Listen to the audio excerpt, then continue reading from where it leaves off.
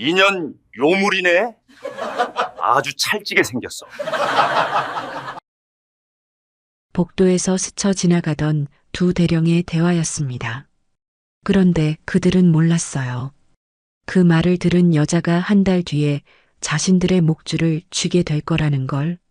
장부에서 사라진 25명의 병사, 배를 움켜쥐고 쓰러지는 젊은이들, 그리고 누군가 조직적으로 덮고 있는 수십억 원의 비밀. 이 군단에 도대체 무슨 일이 벌어지고 있었던 걸까요? 그리고 여군 최초이자 최연소로 진급한 그녀는 어떻게 그 모든 걸 뒤집어 엎었을까요? 이야기 시작하기 전 구독과 좋아요 꼭 부탁드립니다. 여러분은 지금 무엇을 하며 어디에서 듣고 계신지 지역 이름이나 장소를 댓글로 남겨주시면 그곳으로 행운이 가득 깃들길 바라겠습니다. 4월 7일 월요일 오전 9시 경기도 김포시 외곽 마지막 장이 기다리고 있었어요. 한강기동군단 정문 앞에 검은색 군용 세단 한 대가 멈춰 섰습니다. 차 문이 열리고 내린 이는 군복 위에 별 3개를 단 여성 장교 윤아 중장이었습니다.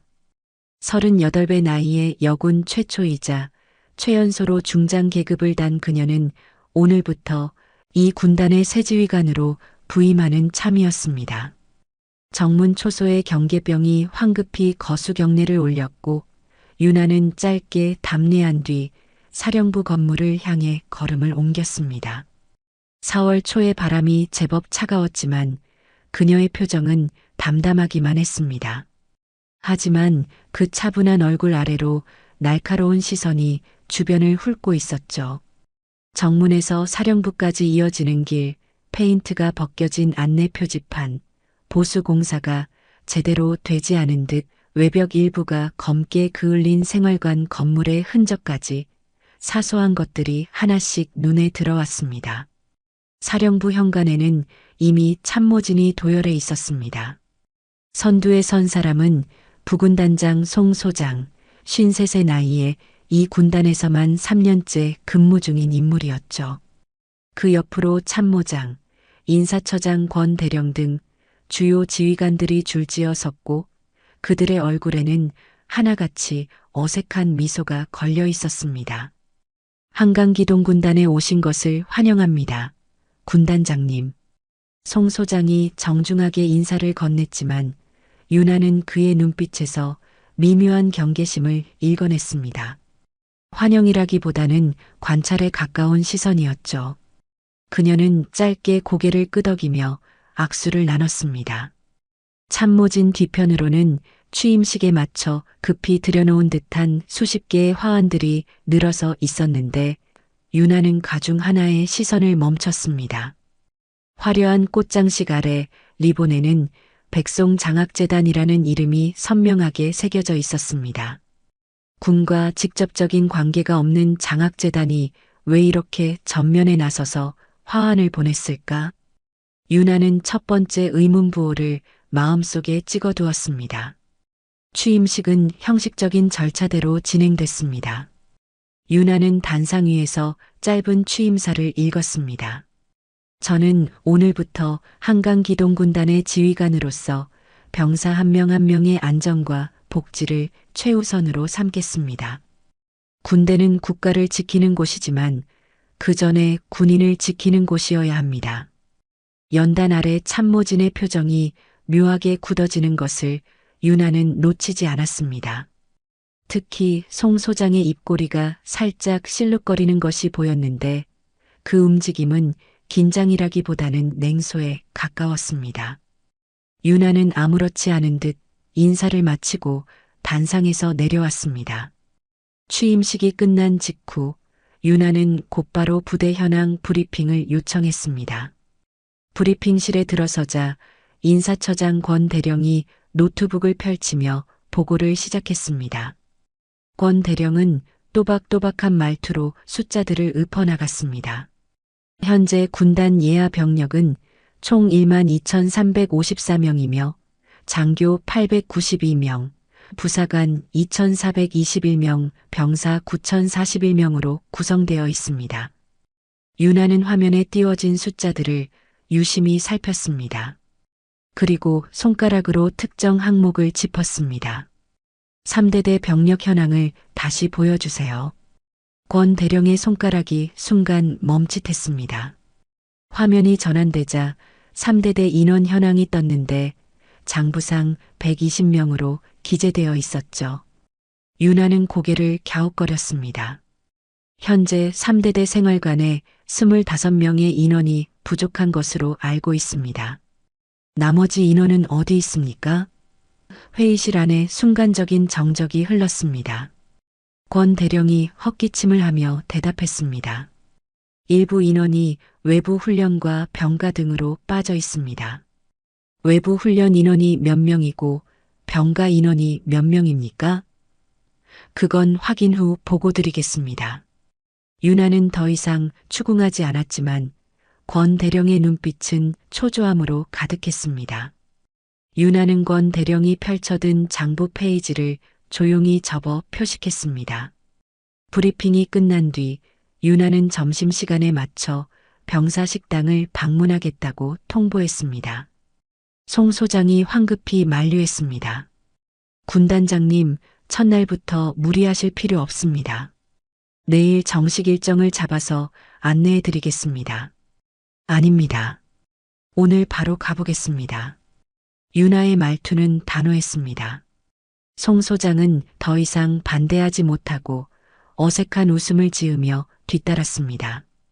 회의실을 나선 장교들 몇몇이 복도에서 모여 빡센 사람이 왔네.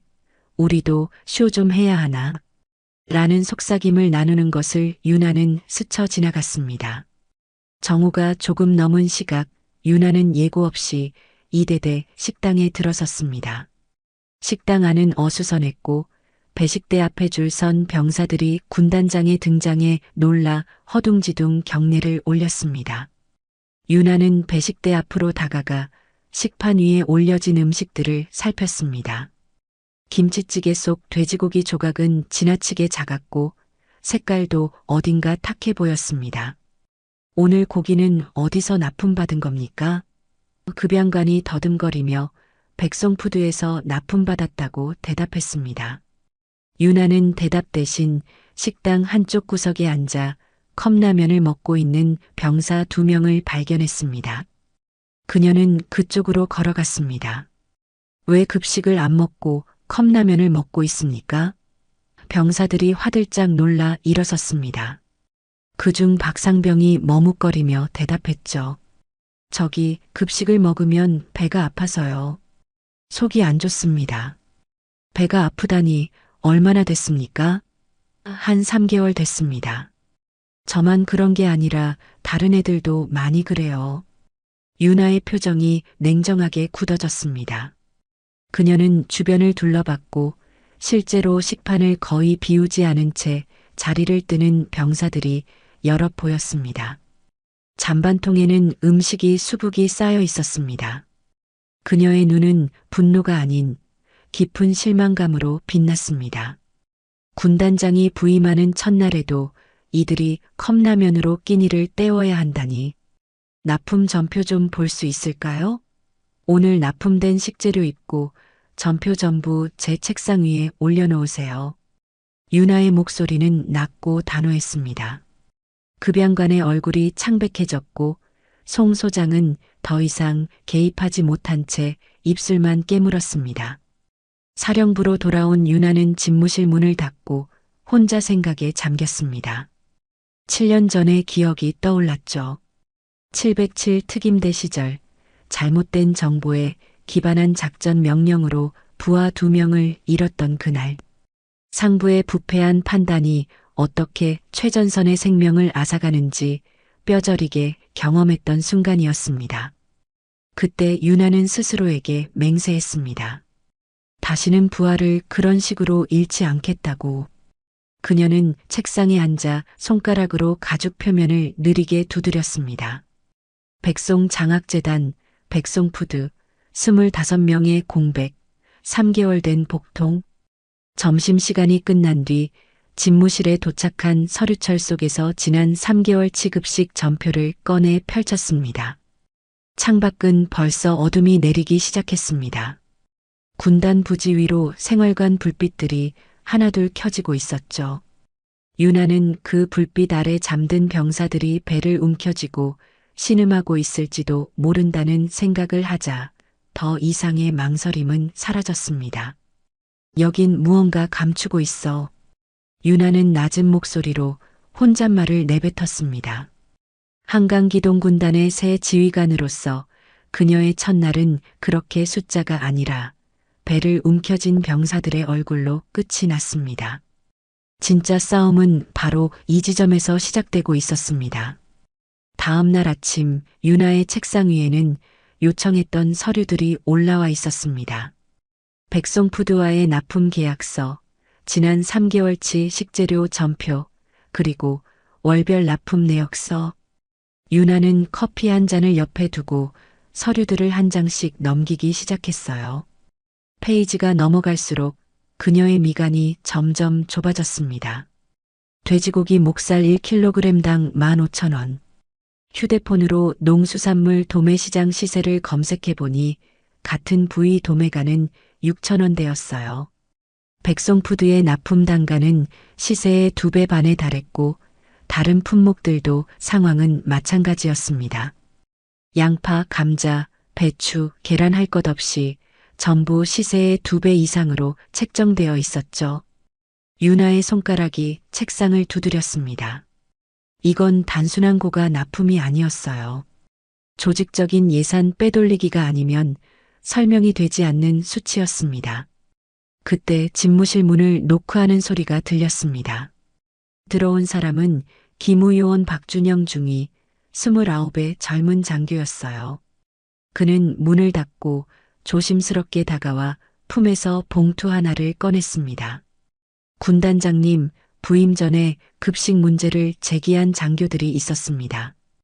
영양사 출신 소위 1명과 보급 담당 대위 1명이었는데 둘 다 인사불이익을 받았습니다.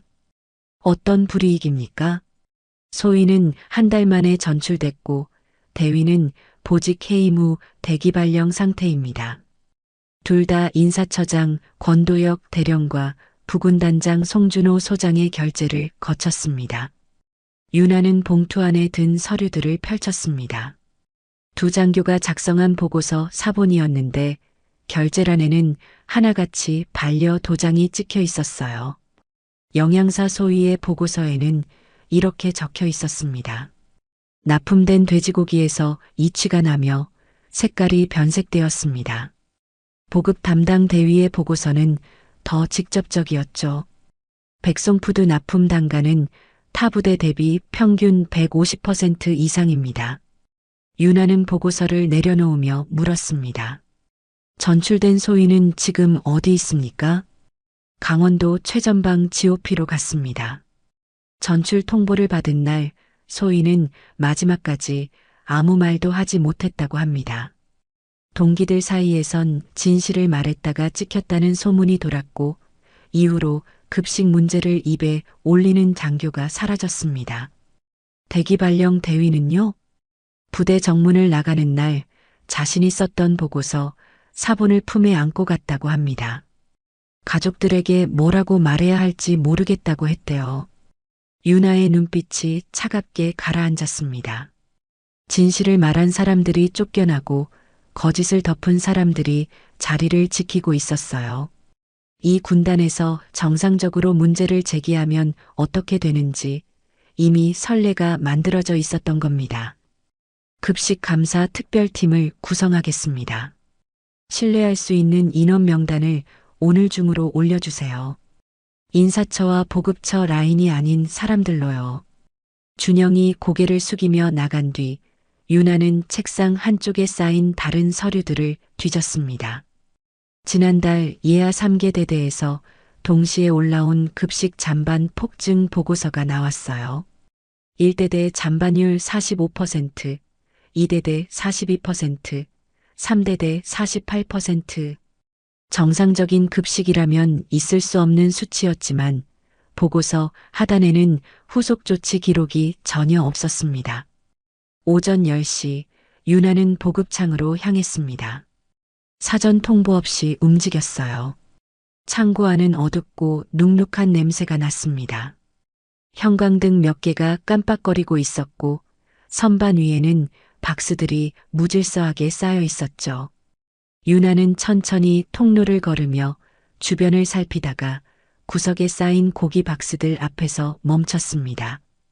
박스 하나를 꺼내 뚜껑을 열자 냉동육이 비닐에 쌓여 있었는데 원산지 표기가 없었고 유통기한 부분이 뭉개져서 읽을 수가 없었어요. 마치 일부러 지운 것처럼 보였습니다. 다른 박스들도 상황은 마찬가지였죠. 이게 뭡니까?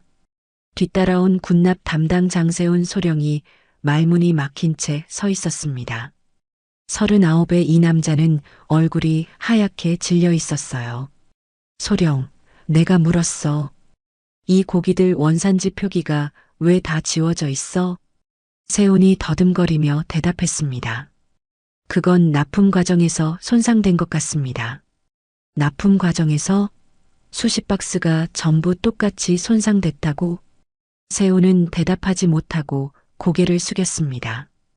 유나는 시선을 돌려 창고 안쪽의 철제 문을 가리켰어요. 저건 뭡니까? 냉동고입니다. 열어. 세훈이 망설이자 유나가 한 발 앞으로 다가섰습니다. 내가 2번 말하게 하지 마. 떨리는 손으로 문을 열자 냉동고 안에서 차가운 공기가 쏟아져 나왔습니다. 고기 박스들이 가득 쌓여 있었는데 한쪽 구석에 다른 것들과 분리되어 있는 박스들이 눈에 띄었어요. 유나는 그쪽으로 다가가 박스를 열었습니다. 안에는 고급 한우가 들어 있었습니다. 원산지 표기가 선명하고 유통기한도 넉넉했어요. 이건 뭡니까? 세훈의 목소리가 떨렸습니다. 그건 간부 식당용입니다. 유나는 한참 동안 그 박스를 내려다봤습니다. 병사들에게는 원산지도 모르는 의심스러운 고기를 먹이면서 간부들은 고급 한우를 먹고 있었어요. 분노가 가슴 밑바닥에서 치밀어 올랐지만 그녀는 표정을 바꾸지 않았습니다. 장세훈 소령? 유나의 목소리가 냉동고 안에 울렸습니다. 세훈이 고개를 들었어요. 백송푸드 납품 단가가 시세의 2배 반이야. 그 차액이 어디로 갔는지 알고 있지? 세훈의 입술이 파르르 떨렸습니다. 저는 위에서 시키는 대로 했을 뿐입니다. 위가 누구야? 그건 세훈이 말끝을 흐렸습니다. 유나는 한 발 더 다가섰어요. 2 사람 사이의 거리가 한 뼘도 남지 않았습니다. 소령, 지금 내 앞에서 거짓말하면 내 군 생활은 오늘로 끝이야. 솔직하게 말하면 한 번의 기회를 줄 수도 있어.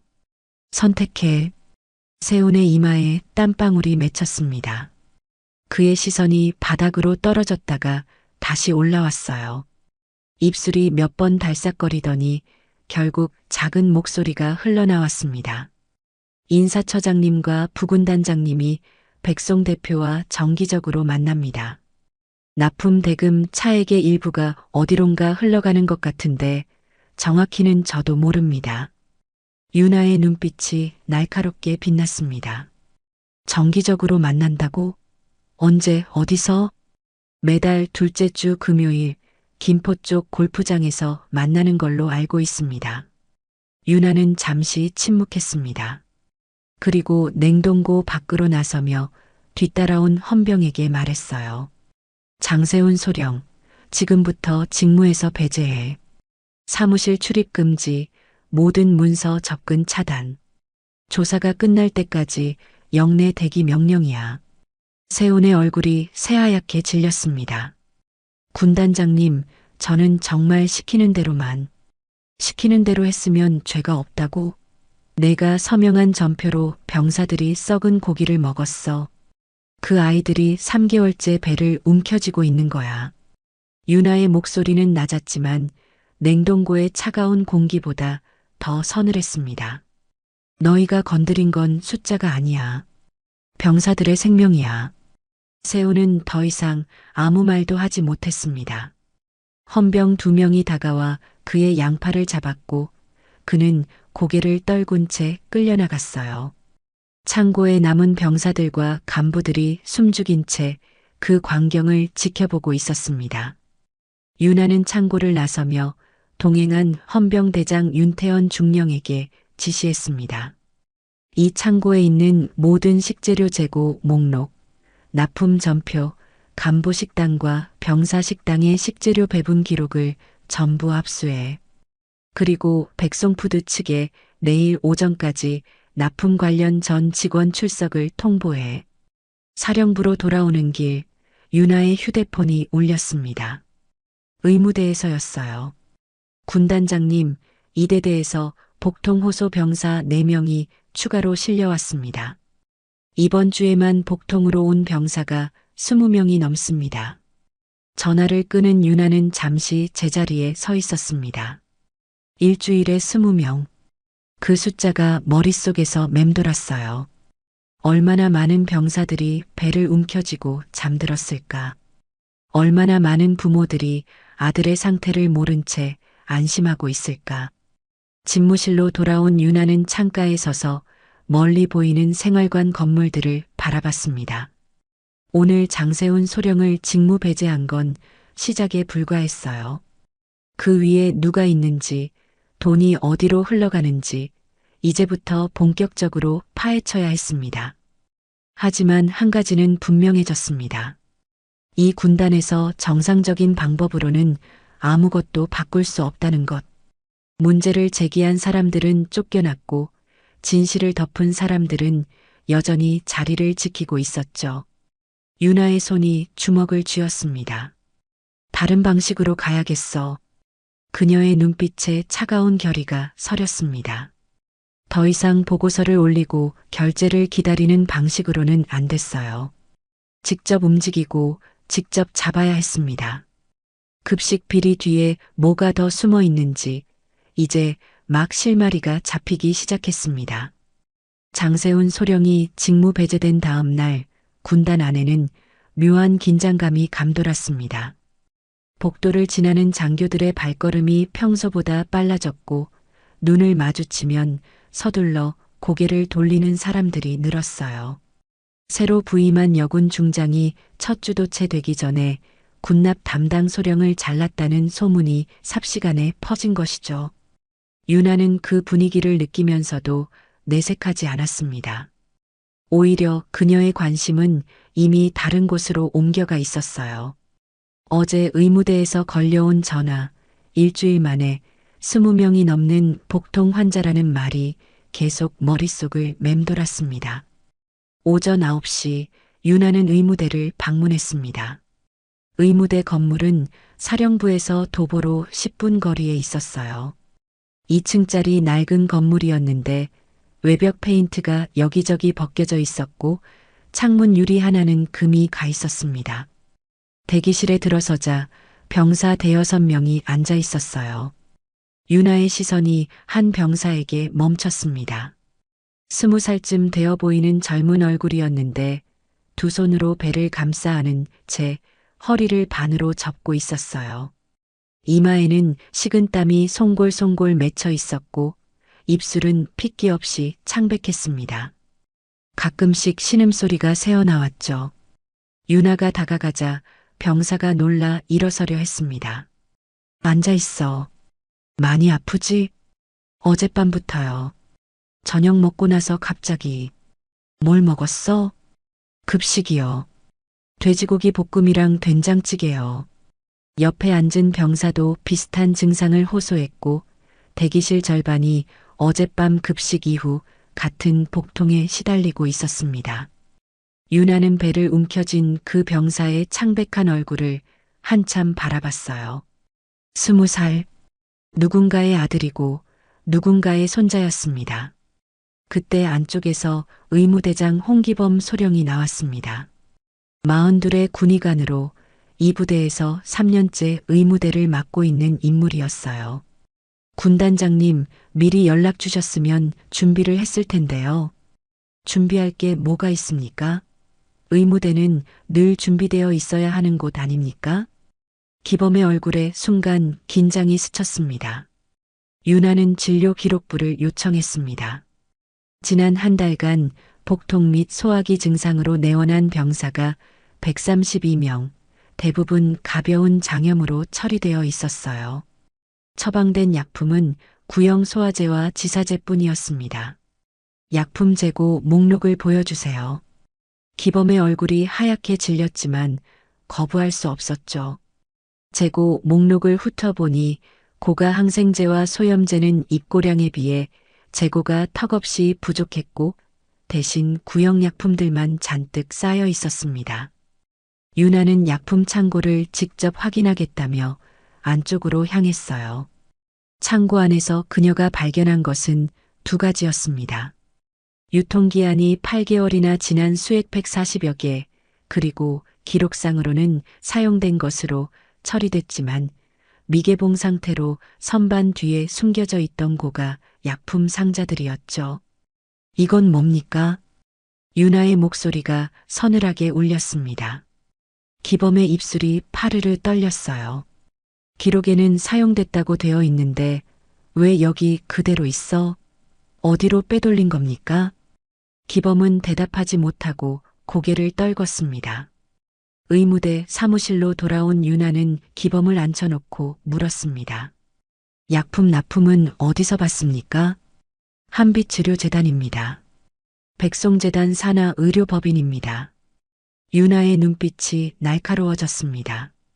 백송, 어제 급식 비리에서 나온 그 이름이 또 나왔어요. 납품일이 언제입니까? 매달 둘째 주 화요일입니다. 급식 납품일도 매달 둘째 주였습니다. 같은 시기에 같은 계열사에서 급식과 약품을 동시에 납품받고 있었던 거예요. 홍기범 소령? 기범이 긴장한 얼굴로 올려다봤습니다. 유통기한 지난 약품을 병사들한테 쓴 것, 고가 약품 빼돌린 것, 전부 조사할 겁니다. 지금부터 약품 창고 출입 금지, 모든 의무 기록 열람 금지. 조사가 끝날 때까지 대기 명령입니다. 기범의 얼굴이 일그러졌습니다. 군단장님, 윗선 지시 없이 제가 임의로 바꿀 수 있는 건 없었습니다. 또 그 말입니까? 윤아의 목소리가 차가워졌습니다. 어제도 비슷한 말을 들었어요. 위에서 시켰다고. 그 윗선이 대체 누굽니까? 기범은 입을 다물었습니다. 하지만 그의 시선이 순간적으로 사령부 방향을 향했어요. 윤아는 그 시선의 끝을 놓치지 않았습니다. 의무대를 나선 윤아는 사령부로 돌아가는 길에 기무요원 박준영 중위에게 전화했습니다. 한빛의료재단 조사해. 대표가 누군지, 백송재단과 어떻게 연결되어 있는지, 그리고 우리 군단 간부 중에 한빛 장학생 출신이 있는지 확인해. 사령부 건물에 들어서는데 복도 끝에서 익숙한 얼굴이 다가왔습니다. 부군단장 송준호 소장이었어요. 그는 평소와 다름없는 온화한 미소를 띠고 있었지만 눈빛에는 날이 서 있었습니다. 군단장님, 잠깐 얘기 좀 나눌 수 있을까요? 두 사람은 회의실로 들어갔습니다. 문이 닫히자 준호의 미소가 사라졌어요. 군단장님, 너무 깊이 파고들면 다칩니다. 윤아는 표정을 바꾸지 않았습니다. 뭘 파고드는 건데요? 장세훈 소령건 말입니다. 군남 문제는 복잡해요. 한두 사람 잘라서 해결될 일이 아닙니다.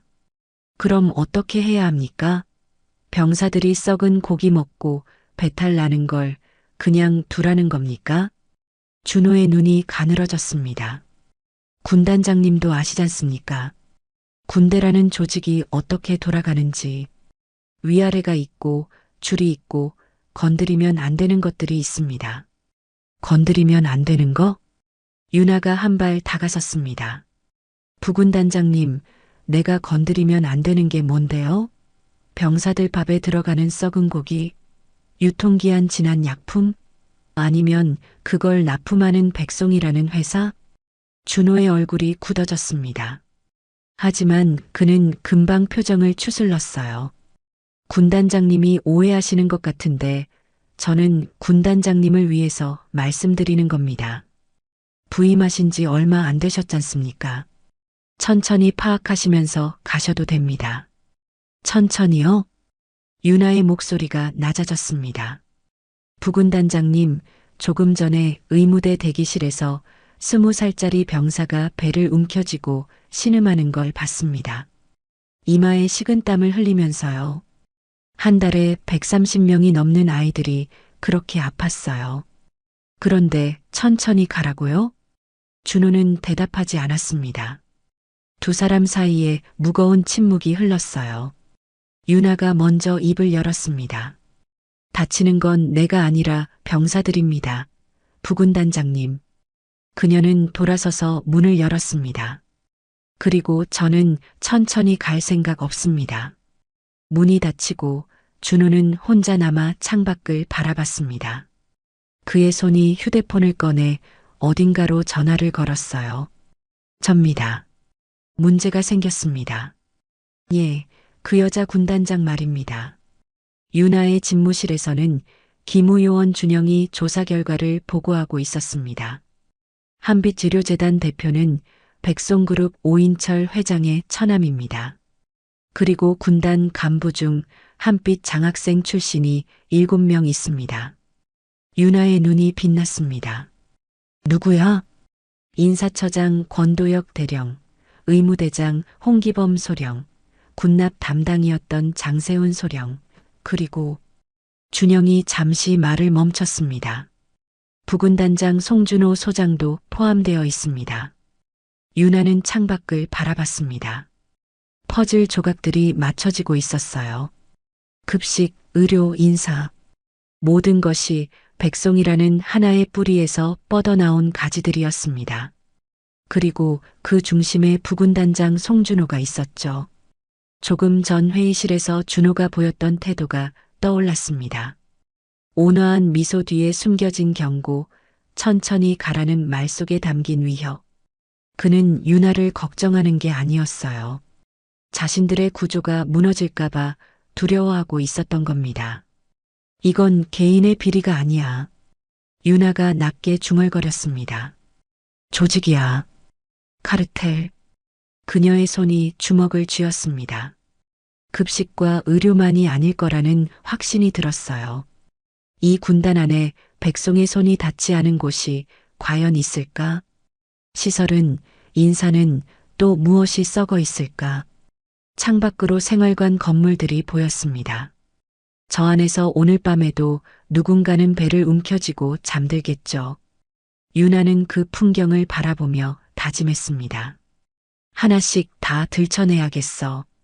전면전이 시작되고 있었습니다. 부임 열흘째 되던 밤 비가 내렸습니다. 봄비치고는 제법 거센 빗줄기였어요. 빗소리가 창문을 두드리는 게 밤새 이어졌고 다음 날 아침 유나가 출근했을 때 책상 위에는 긴급 보고서가 올라와 있었습니다. 삼중대 생활관 천장 붕괴 위험, 긴급 대피 완료. 유나는 보고서를 집어들고 눈을 좁혔습니다.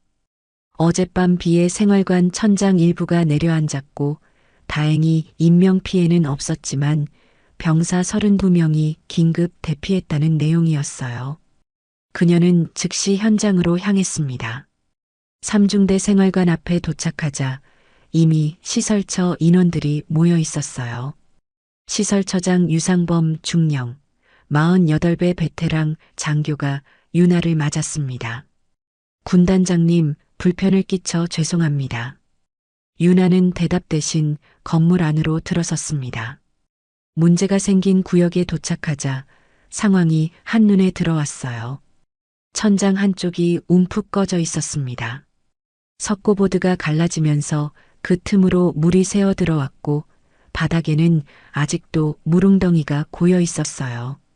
천장 안쪽으로 드러난 철골 구조물이 녹슬어 있었고 단열재는 곰팡이로 검게 변색되어 있었습니다. 유나는 천장 틈새를 올려다보며 물었어요. 이 건물 준공이 언제입니까? 상범이 더듬거리며 대답했습니다. 3년 전입니다. 3년? 윤아의 목소리에 날이 섰습니다. 3년밖에 안 된 건물 천장이 비 한 번에 무너졌다는 게 말이 되지 않았어요. 그녀는 벽 쪽으로 다가가 손으로 표면을 눌러봤습니다. 시멘트가 가루처럼 부스러지며 손가락 사이로 떨어졌죠. 이게 벽입니까? 상범의 얼굴이 창백해졌습니다.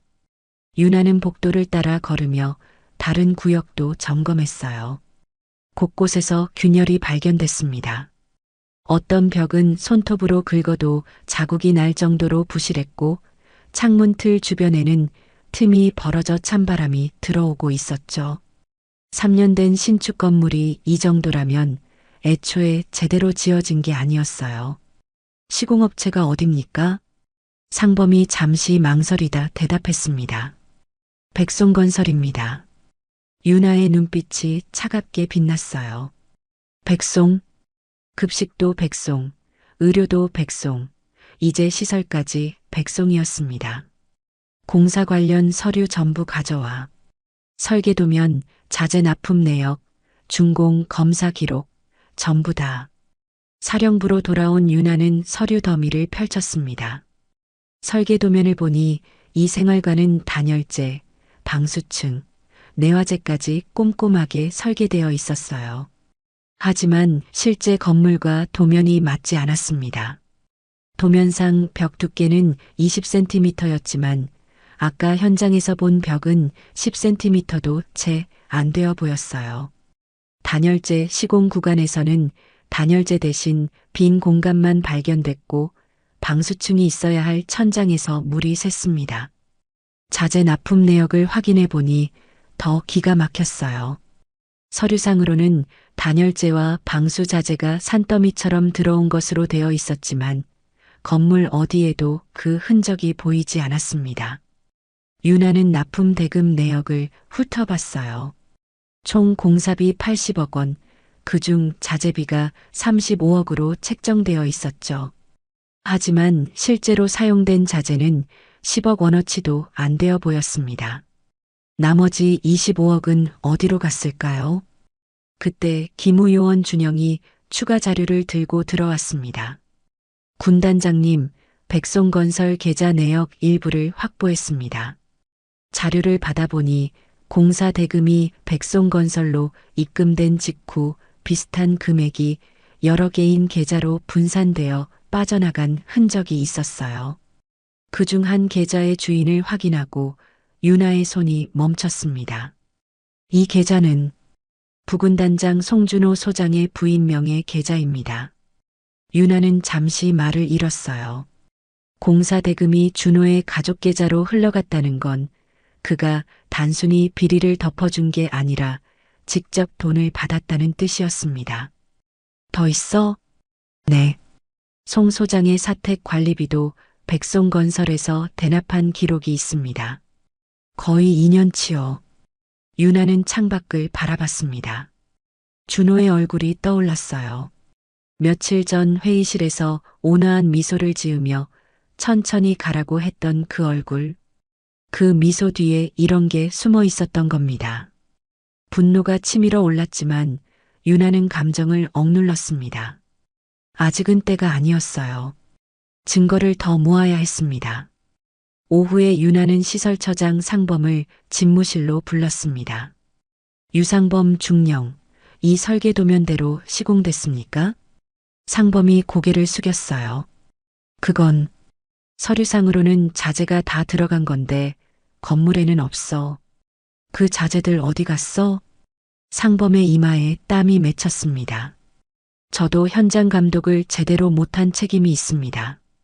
하지만 그건 또 윗선이야? 윤아가 책상을 손바닥으로 내리쳤습니다. 둔탁한 소리가 방 안에 울렸어요. 급식도 윗선, 의료도 윗선, 시설도 윗선. 그 윗선이 대체 어디까지야? 상범이 고개를 더 숙였습니다. 그의 목소리가 작아졌어요. 송 소장님이 백송건설 사장을 직접 연결해 주셨습니다. 공사 진행하면서 문제 제기하면 안 된다고 하셨고 준공 검사도 형식적으로만 하라고 하셨습니다. 유나는 잠시 침묵했습니다. 그리고 낮은 목소리로 물었죠. 준공 검사 누가 했어? 감찰실에서 나왔습니다. 조상민 소장님 직속팀이었습니다. 유나의 눈이 가늘어졌습니다. 조상민. 처음 듣는 이름이었어요. 조상민이 누구야? 군단 상급부대 감찰실장입니다. 한강기동군단 감찰 업무를 총괄하고 계시죠. 퍼즐이 더 커지고 있었습니다. 준호 위에 조상민이 있었던 거예요. 감찰실장이 비리를 덮어주고 부군단장이 현장을 관리하고 각 처장들이 실무를 담당하는 구조. 완벽한 카르텔이었습니다. 유상범 중령, 지금부터 협조하면 기회를 줄 수도 있어.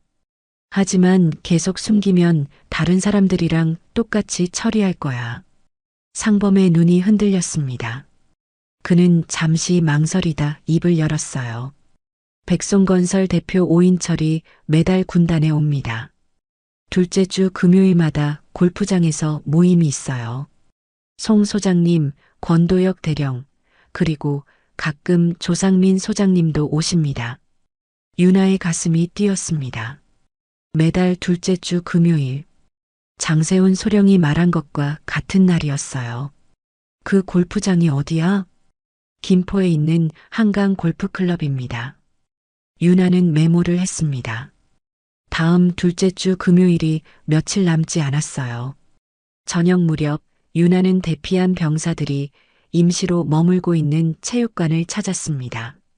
체육관 바닥에 매트리스가 깔려 있었고 병사들이 삼삼오오 모여 앉아 있었어요. 어떤 병사는 휴대폰을 보고 있었고 어떤 병사는 멍하니 천장만 바라보고 있었습니다. 유나가 들어서자 병사들이 일어나 경례를 올렸습니다. 편하게 있어. 그녀는 한 병사 옆에 앉았어요. 21살쯤 되어 보이는 젊은 얼굴이었습니다. 어젯밤 많이 놀랐지? 병사가 고개를 끄덕였어요. 자다가 천장에서 우두둑 소리가 나서요. 먼지가 떨어지길래 뛰쳐나왔습니다. 다친 사람은 없고? 다행히 없습니다. 근데 짐을 다 못 챙겨서요. 내일 들어갈 수 있을까요? 유나는 잠시 말을 잇지 못했습니다. 이 아이는 천장이 무너진 건물에 다시 들어갈 걱정을 하고 있었어요. 본인이 다칠 뻔했다는 것보다 짐 걱정을 먼저 하는 20살짜리 병사를 보니 마음 한구석이 무거워졌습니다. 당분간은 못 들어가. 안전 점검이 끝나야 해. 체육관을 나서며 유나는 중얼거렸어요. 이건 공사가 아니라 사기야. 그녀의 주먹이 굳게 쥐어졌습니다. 급식으로 병사들의 뱃속을 망가뜨리고 의료로 제대로 된 치료를 막고 시설로 머리 위에 천장마저 위협하는 구조. 이 모든 게 돈을 위해 만들어진 시스템이었어요. 사령부로 돌아온 유나는 창밖을 바라보며 생각에 잠겼습니다. 준호, 도혁, 상범, 기범, 세훈. 그리고 그 위에 조상민. 카르텔의 윤곽이 점점 선명해지고 있었어요. 하지만 아직 부족했습니다. 직접 현장을 잡아야 했어요. 둘째 주 금요일 한강 골프클럽. 그 자리에서 무슨 일이 벌어지는지 직접 확인해야 했습니다. 조금만 더 기다려. 유나가 낮게 말했어요. 끝까지 캐낼 거야. 한 명도 빠짐없이. 그녀의 눈빛에 차가운 결의가 서렸습니다. 둘째 주 금요일을 이틀 앞둔 수요일, 유나의 집무실로 한 통의 전화가 걸려왔습니다. 전화를 건 사람은 박신우 상병의 어머니였어요. 박신우는 며칠 전 의무대에서 복통으로 쓰러졌던 병사였죠. 어머니의 목소리는 떨리고 있었습니다. 군단장님, 면담을 요청드려도 될까요? 아들 일로 꼭 드릴 말씀이 있습니다. 유나는 그날 오후에 면담 시간을 잡았습니다. 사령부 면담실에 들어선 박신우의 어머니는 50살 남짓으로 보이는 여성이었어요. 수수한 옷차림에 화장기 없는 얼굴이었는데 눈가에 피로가 짙게 깔려 있었습니다. 그녀는 유나를 보자마자 고개를 깊이 숙였어요. 바쁘신데 시간 내주셔서 감사합니다. 앉으세요. 신우 상병 어머니시죠? 무슨 일로 오셨습니까? 어머니는 자리에 앉으며 잠시 망설였습니다. 손가락이 무릎 위에서 떨리고 있었어요. 그리고 천천히 입을 열었습니다. 아들이 진실을 말하려다 보복당했습니다. 유나의 눈빛이 날카로워졌습니다. 어머니의 말에 따르면 신우는 원래 보급창에서 근무했다고 해요. 급식 납품 과정에서 이상한 점을 발견하고 상관에게 보고했는데 며칠 뒤 갑자기 징계를 받았답니다. 근무태만이라는 명목이었죠. 근무태만이라니요. 그 아이가 얼마나 성실한데요. 입대 전에 한 번도 지각한 적이 없는 아이예요. 어머니의 눈에 눈물이 고였습니다. 징계 기록이 남으니까 휴가도 못 나오고 진급도 밀리고 그러다가 스트레스로 위장이 나빠져서 의무대에 실려갔는데 거기서도 제대로 된 치료를 못 받았대요. 유나는 가만히 듣고 있었습니다. 손에 힘이 들어갔어요. 신우가 뭘 보고했습니까? 납품되는 고기 상태가 이상하다고요. 색깔이 변하고 냄새가 났다고. 그걸 상관한테 말했더니 다음날 바로 보직이 바뀌었대요. 유나는 기무요원 준영을 불러 박신우 상병의 인사 기록을 조회하도록 지시했습니다. 잠시 후 가져온 기록을 보니 신우의 징계 사유는 근무태만이었지만 구체적인 정황 설명이 없었어요. 결제자는 인사처장 권도혁 대령이었습니다. 징계 기록을 재검토하겠습니다. 부당한 점이 확인되면 원상복구 조치하겠습니다. 어머니가 울먹이며 두 손을 모았습니다. 군단장님, 제가 드릴 수 있는 건 이 말밖에 없습니다.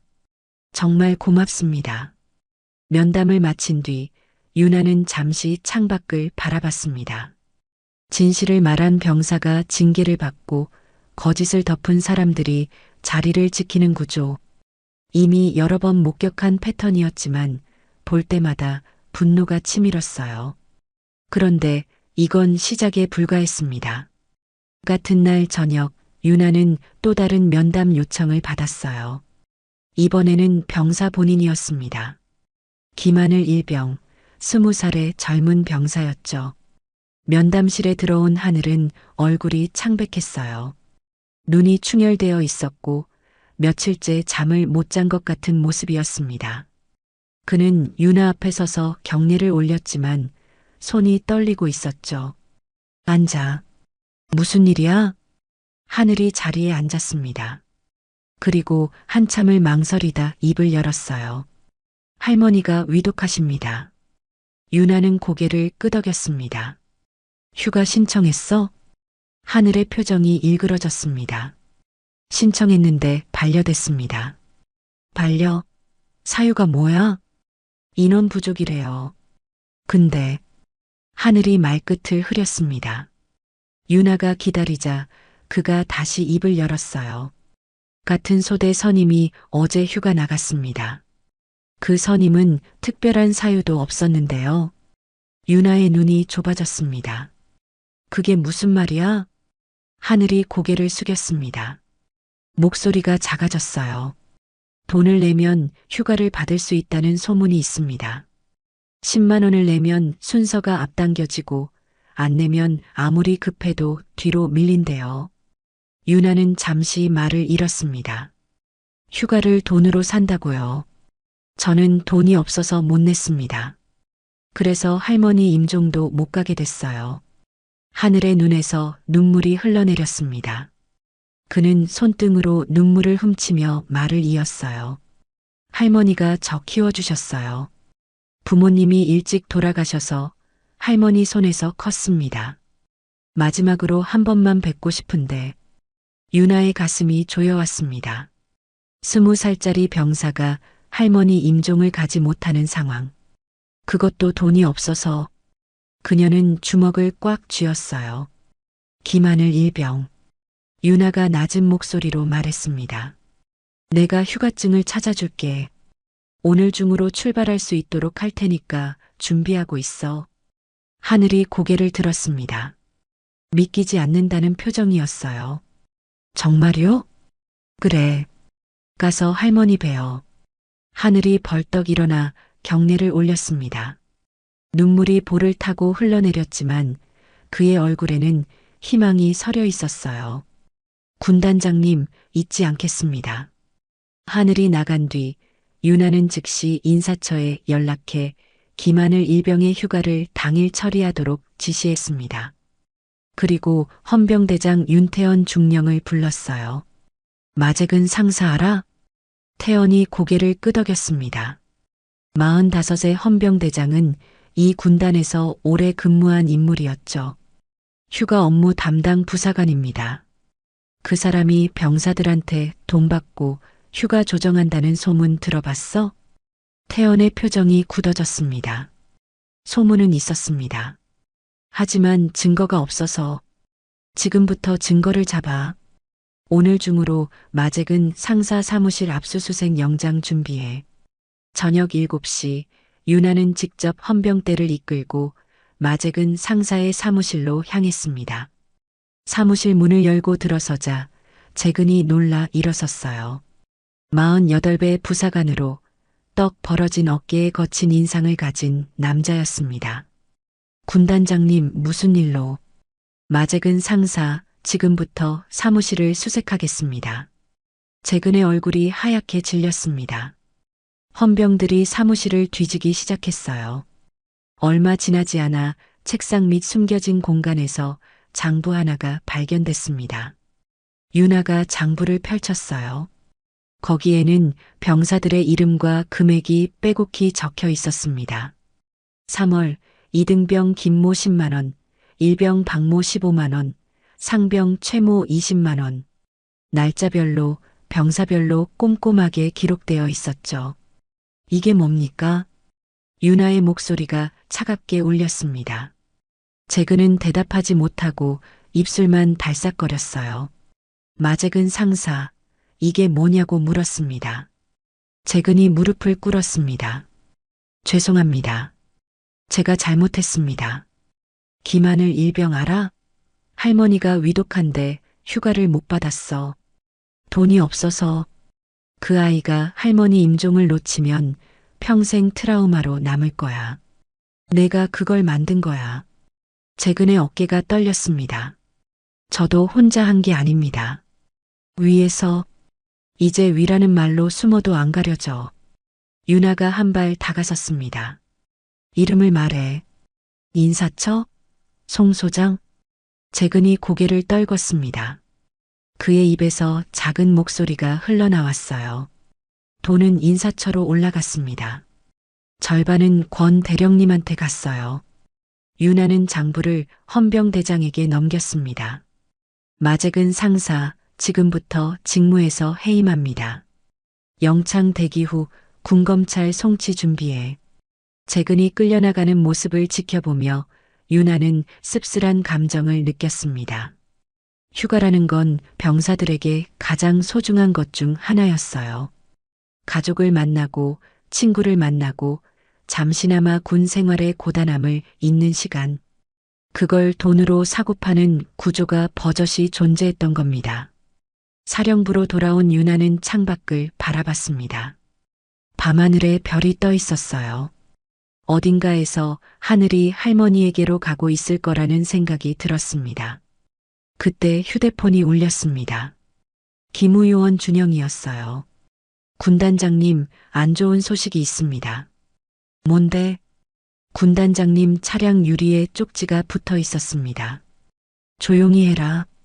그게 전부입니다. 전화를 끄는 유나는 잠시 멈춰 섰습니다. 가슴이 싸늘해졌어요. 협박이었습니다. 하지만 그것뿐이었어요. 두려움은 잠깐이었고 곧 다른 감정이 그 자리를 채웠습니다. 저들이 초조해하고 있다는 것, 자신이 제대로 된 곳을 찌르고 있다는 것, 조용히 하라고. 유나가 낮게 중얼거렸습니다. 아직 시작도 안 했어. 그녀의 눈빛에 불꽃이 일었습니다. 모레가 둘째 주 금요일이었어요. 한강 골프클럽에서 그들이 모이는 날. 거기서 무슨 일이 벌어지는지 직접 확인할 때였습니다. 둘째 주 금요일 한강 골프클럽에서 카르텔의 모임이 있는 날이었습니다. 유나는 그 자리에 직접 가지 않았어요. 대신 기무요원 준영에게 원거리 감시를 지시했습니다. 사진과 동영상을 확보해 누가 참석하는지, 무슨 대화가 오가는지 기록하라고 했죠. 아직은 증거를 더 모아야 했어요. 성급하게 움직였다가 놓칠 수는 없었습니다. 그런데 그날 오후 예상치 못한 사건이 터졌습니다. 오후 3시쯤 유나의 집무실로 긴급 전화가 걸려왔어요. 훈련장에서 사고가 났다는 보고였습니다. 야간 사격 준비 중에 탄약 5발 직전까지 갔습니다. 불량탄 30발이 발견됐고 그중 3발은 약실에 장전된 상태에서 멈췄습니다. 유나의 얼굴이 굳어졌습니다. 불량탄이 약실에서 터졌으면 사수가 크게 다쳤을 수도 있었어요. 그녀는 즉시 현장으로 향했습니다. 훈련장에 도착하자 사격장 주변으로 병사들이 모여 있었어요. 한쪽에서는 부상 없이 빠져나온 사수가 창백한 얼굴로 앉아 있었고 정비병들이 문제의 탄약을 검수하고 있었습니다. 유나는 현장 지휘관에게 상황을 물었어요. 어떻게 된 겁니까? 사격 준비 중에 탄피가 이상하다는 보고가 들어왔습니다. 확인해 보니 탄약 일부가 습기를 먹어 부식되어 있었고 제조번호도 위조된 흔적이 있었습니다. 유나는 문제의 탄약을 직접 확인했어요. 탄피 표면에 녹이 슬어 있었고 각인된 제조번호가 긁힌 듯 흐릿했습니다. 정상적인 군용 탄약이 아니었어요. 이 탄약 어디서 온 겁니까? 탄약창에서 출고됐습니다. 유나의 눈이 좁아졌습니다. 그녀는 즉시 탄약창으로 향했어요. 탄약창은 군단 부지 외곽에 위치해 있었습니다. 철조망과 경계초소로 둘러싸인 구역이었죠. 유나가 도착하자 탄약 정비대 지휘관 박태규 중령이 마중을 나왔어요. 49의 베테랑 장교로 이 군단에서 4년째 탄약을 관리하고 있는 인물이었습니다. 군단장님, 무슨 일로 오셨습니까? 오늘 훈련장에서 불량탄이 나왔어요. 탄약창 재고를 확인하겠습니다. 태규의 얼굴에 순간 긴장이 스쳤습니다. 하지만 그는 애써 평정을 유지하며 유나를 창고 안으로 안내했어요. 탄약창 내부는 서늘하고 건조해야 정상이었습니다. 하지만 문을 열고 들어서자 어딘가 눅눅한 냄새가 났어요. 유나는 미간을 찌푸리며 주변을 살폈습니다. 선반 위에 탄약 상자들이 줄지어 쌓여 있었어요. 그녀는 가장 가까운 상자를 열어봤습니다. 탄약이 가지런히 정렬되어 있었는데 표면에 미세한 녹이 보였어요. 다른 상자도 열어봤습니다. 상황은 비슷했죠. 전체 재고 중 불량 의심 비율이 어느 정도입니까? 현장에 있던 정비병이 대답했어요. 초동 점검 결과 최소 20% 이상으로 추정됩니다. 유나의 등줄기가 서늘해졌습니다. 전체 재고의 20%. 이건 단순한 관리 부실이 아니었어요. 조직적인 빼돌리기가 아니면 설명이 안 되는 규모였습니다. 유나는 창고 안쪽으로 더 들어갔어요. 그러다 한쪽 구석에서 이상한 것을 발견했습니다. 다른 상자들과 분리되어 있는 탄약 상자들이었는데 포장 상태가 새 것처럼 깨끗했어요. 이건 뭡니까? 태규의 얼굴이 창백해졌습니다. 그건 예비 물량입니다. 유나가 상자를 열어봤어요. 안에 든 탄약은 상태가 완벽했습니다. 녹도 없고 제조번호도 선명했죠. 하지만 이상한 점이 있었어요. 제조번호 형식이 군용 탄약 규격과 달랐고 포장 박스의 바코드 규격이 백송 물류창고에서 쓰는 것과 동일했습니다. 이거 민수용 아닙니까? 그리고 이 바코드, 백송 물류 규격이잖아. 태규가 입술을 달싹거렸지만 대답하지 못했어요. 유나는 창고를 나와 탄약창 사무실로 향했습니다. 서류 캐비닛을 열어 입출구 기록을 확인했어요. 기록상으로는 정상적인 군용 탄약이 입고된 것으로 되어 있었지만 실제 창고에 있는 건 유효기간이 지난 불량탄과 민수용 탄약이었습니다. 박태규 중령. 유나의 목소리가 차갑게 울렸습니다. 정상 탄약은 어디로 갔어? 빼돌린 거지? 태규의 무릎이 흔들렸어요. 그는 한참을 망설이다 낮은 목소리로 입을 열었습니다. 더 숨기면 저만 죽습니다. 이미 그쪽에서 입 닫으라고 연락이 왔어요. 유나의 눈빛이 날카로워졌습니다. 누구한테서? 태규가 고개를 숙였어요. 송 소장님과 조 소장님입니다. 탄약 일부를 빼서 외부로 넘기고 그 자리를 싸구려로 채우라고 하셨습니다. 백송 계열 창고업체가 중개했고 거기서 어디로 갔는지는 저도 모릅니다. 유나는 잠시 눈을 감았습니다. 7년 전 707시절의 기억이 떠올랐어요. 잘못된 명령으로 부하를 잃었던 그날. 장비 불량으로 작전이 틀어지고 2명의 동료가 돌아오지 못했던 그날의 악몽이 스쳐 지나갔습니다. 이게 터지면 애들 얼굴도 못 찾아. 유나가 낮게 중얼거렸어요. 그녀의 눈에 서린 것은 분노를 넘어선 결이었습니다. 박태규 중령, 지금부터 직무에서 해임합니다. 탄약창 전체 봉쇄하고 모든 재고 긴급 점검 들어갑니다. 태규가 끌려나간 뒤 유나는 탄약창 앞에 서서 한참을 바라봤습니다. 저 안에 불량탄이 얼마나 더 있을지, 얼마나 많은 병사들이 위험에 노출되어 있었는지 생각하니 손이 떨렸어요. 사령부로 돌아온 유나는 기무요원 준영을 불렀습니다. 골프장 감시 결과는? 준영이 태블릿을 펼쳐 사진들을 보여줬어요. 송준호 소장, 권도혁 대령, 백송그룹 오인철 회장이 참석했습니다. 그리고 준영이 한 장의 사진을 확대했습니다. 조상민 소장도 있었습니다.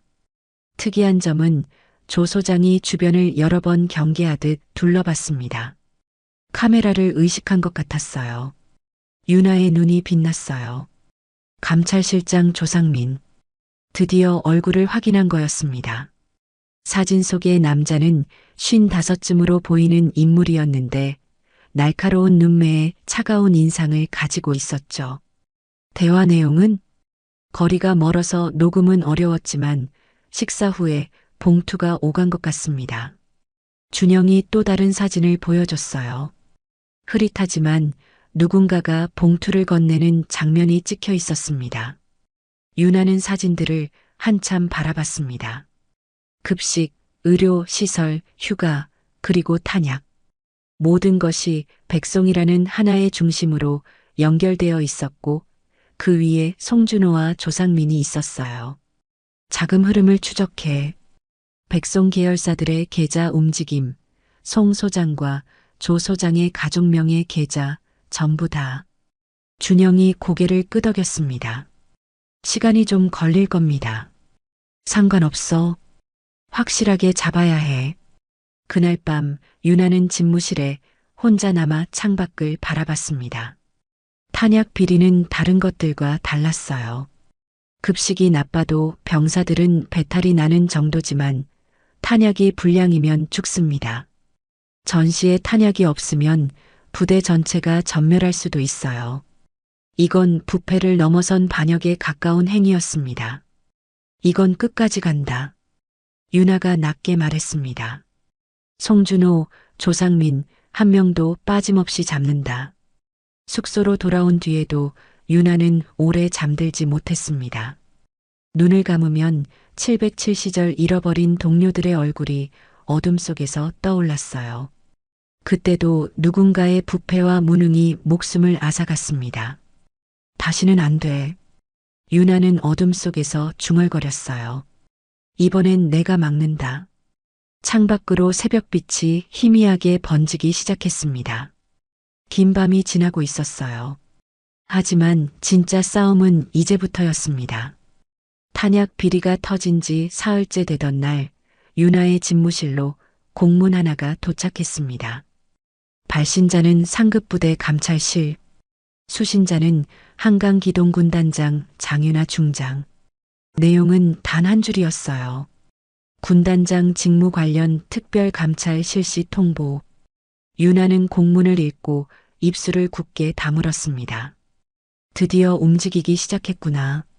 예상하지 못한 건 아니었지만 이렇게 빠를 줄은 몰랐어요. 손끝이 서늘하게 식어갔습니다. 카르텔이 먼저 선수를 친 거였어요. 그날 오후 감찰실장 조상민 소장이 직접 군단을 방문했습니다. 회의실 문이 열리고 들어온 남자는 55의 나이에 날카로운 눈매를 가진 인물이었어요. 골프장 사진에서 봤던 그 얼굴이었습니다. 상민은 윤아를 마주하며 얼굴에 미소를 띄었지만 그 눈빛은 차갑기 그지없었죠. 장윤아 중장님, 처음 뵙겠습니다. 감찰실장 조상민입니다. 윤아도 자리에서 일어나 악수를 나눴습니다. 상민의 손이 차가웠어요. 감찰실장님이 직접 오셨군요. 무슨 일로 오셨습니까? 상민은 서류 가방을 열며 대답했어요. 군단장님의 최근 직무 수행에 대해 몇 가지 확인할 사항이 있어서요. 형식적인 절차니까 부담 갖지 마시고요. 그는 테이블 위에 서류를 펼쳤습니다. 윤아가 부임 후 내린 결제 목록, 예산 집행 내역, 인사조치 기록 등이었어요. 군단장님이 부임하신 후 단기간에 많은 인사조치를 내리셨더군요. 장세훈 소령 직무 배제, 홍기범 소령 대기 명령, 마잭은 상사 해임, 박태규 중령 직무 해임. 열흘 만에 4명입니다. 상민이 서류를 손가락으로 두드리며 말을 이었어요. 이 정도 속도는 좀 과하다는 지적이 있습니다. 혹시 개인적인 감정이 개입된 건 아닌지. 개인적인 감정이요? 윤아가 차분하게 받아쳤습니다. 장세훈 소령은 군납 비리에 연루되어 있었고 홍기범 소령은 유통기한 지난 약품을 병사들에게 투여했습니다. 마잭은 상사는 병사들에게 돈을 받고 휴가를 팔았고 박태규 중령은 탄약을 빼돌렸어요. 전부 증거가 있는 사안입니다. 상민의 눈이 가늘어졌습니다. 증거라. 그 증거가 적법한 절차로 수집된 건지도 확인이 필요합니다. 윤아는 등줄기에 땀이 배어나오는 걸 느꼈어요. 회의실 안에는 상민의 수행원 2명이 서 있었고 윤아는 혼자였습니다. 이 넓은 군단에서 지금 이 순간만큼은 완전히 고립되어 있다는 느낌이 들었죠. 적법한 절차요? 윤아가 고개를 갸웃거렸어요. 감찰실장님, 제가 뭔가 오해하시는 것 같은데요. 저는 군단장으로서 제 관할 하에 있는 비위 행위를 조사하고 조치한 겁니다. 뭐가 문제입니까? 상민은 미소를 유지했지만 그 입꼬리가 살짝 실룩거렸어요. 문제라기보다는 확인 절차입니다. 군단장님의 예산 집행 내역에도 몇 가지 의문점이 있어서요. 그는 또 다른 서류를 꺼냈습니다. 긴급 식재료 구매비, 의약품 긴급 조달비, 생활관 긴급 보수비. 전부 정상적인 입찰 절차 없이 집행되었더군요. 긴급 상황이었으니까요.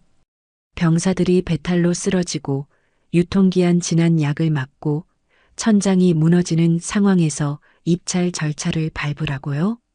규정은 규정입니다. 군단장님. 상민의 목소리가 차가워졌어요. 윤아는 잠시 상민을 바라봤습니다. 손끝이 떨렸지만 그녀는 테이블 아래로 주먹을 쥐어 감췄어요. 감찰실장님. 윤아가 낮은 목소리로 말했습니다.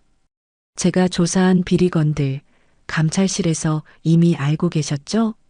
백송푸드 납품 비리, 한빛의료재단 약품 빼돌리기, 백송건설 부실 공사. 전부 감찰실 관할 아닙니까? 왜 지금까지 조치가 없었습니까? 상민의 표정이 굳어졌습니다. 3년 전 생활관 준공 검사도 감찰실에서 하셨다고 들었습니다. 그때 부실 공사를 못 잡으셨어요? 아니면 알고도 넘어가신 겁니까? 회의실 안에 무거운 침묵이 흘렀습니다. 상민의 눈빛이 차갑게 빛났어요. 군단장님, 지금 저를 의심하시는 겁니까? 의심이 아니라 질문입니다. 유나는 혼자라는 걸 알았어요. 하지만 물러설 수는 없었습니다. 상민의 얼굴이 일그러졌습니다. 하지만 그는 금방 표정을 추슬렀어요. 좋습니다. 서로 할 말이 있으시다면 정식 절차를 밟아서 하시죠. 그는 문 앞에서 한번 돌아봤어요. 군단장님, 너무 깊이 들어가시면 나오기 힘들어집니다. 문이 닫히고 유나는 혼자 남았습니다. 그녀는 잠시 의자에 기대어 눈을 감았어요. 심장이 세차게 뛰고 있었습니다. 저녁 무렵 기무요원 준영이 급하게 찾아왔습니다. 군단장님, 문제가 생겼습니다. 감찰팀이 군단 내 자료실에서 서류를 가져가려고 합니다. 군단장님이 확보한 비리 증거 자료들이에요. 유나의 얼굴이 굳어졌습니다. 증거인멸이었어요. 그녀는 즉시 자료실로 향했습니다. 자료실 앞에는 감찰실 소속 장교 2명이 서 있었어요. 그들은 박스에 서류를 담고 있었습니다. 잠깐요. 유나가 앞을 막아섰습니다. 이 서류들 뭡니까? 감찰 장교가 대답했어요. 감찰 조사에 필요한 자료입니다. 조상민 소장님 지시입니다. 유나가 헌병을 불렀습니다. 헌병대장 태연이 부하들을 이끌고 달려왔어요. 헌병 4명이 일렬로 서서 한 발 전진하자 감찰 장교들의 어깨가 굳어졌습니다. 손에 들고 있던 서류 뭉치가 흔들렸어요. 이 서류는 한 장도 반출할 수 없습니다. 유나의 목소리가 차갑게 울렸습니다. 감찰 장교들은 결국 빈손으로 물러났어요. 그날 밤 유나는 집무실에서 준영과 마주 앉았습니다. 자금 흐름 추적은 어디까지 됐어? 준영이 태블릿을 펼쳤어요. 은행 협조 받느라 며칠이 통째로 날아갔습니다. 금융기관들이 쉽게 자료를 안 내놓더라고요. 그래도 겨우 윤곽이 잡혔습니다. 뭐가 나왔어? 백송푸드, 한빛의료재단, 백송건설. 이 세 곳에서 나간 돈이 결국 같은 곳으로 모입니다. 오인철 회장의 개인 회사예요. 그리고 거기서 다시 여러 개인 계좌로 분산되는데 그중에 송준호 소장 부인 계좌, 권도혁 대령 부인 계좌 가리고 준영이 잠시 말을 멈췄어요. 조상민 소장의 장남명의 계좌도 있습니다. 유나의 눈이 빛났습니다. 드디어 조상민까지 연결되는 돈줄을 잡은 거였어요. 이거면 충분해? 금융 자료만으로는 정황 증거에 불과합니다. 결정적인 물증이 더 필요해요. 유나는 잠시 생각에 잠겼습니다. 골프장 모임 말고 다른 곳에서도 만나지 않을까? 더 은밀한 장소에서. 다음 날 준영이 새로운 정보를 가져왔습니다. 찾았습니다. 김포 외곽에 별장이 하나 있어요. 오인철 회장 명의로 되어 있는데 공식 기록에는 거의 나오지 않습니다. 하지만 송준호 소장과 조상민 소장의 차량이 여러 번 목격됐어요. 유나의 심장이 뛰었습니다. 거기에 뭐가 있을까? 비자금 금고일 수도 있고 비밀 회의 장소일 수도 있습니다. 유나는 창밖을 바라봤습니다. 압수수색 영장을 준비해. 군검찰과 협조해서 움직인다. 그때 유나의 휴대폰이 울렸습니다. 발신자 표시가 없었어요.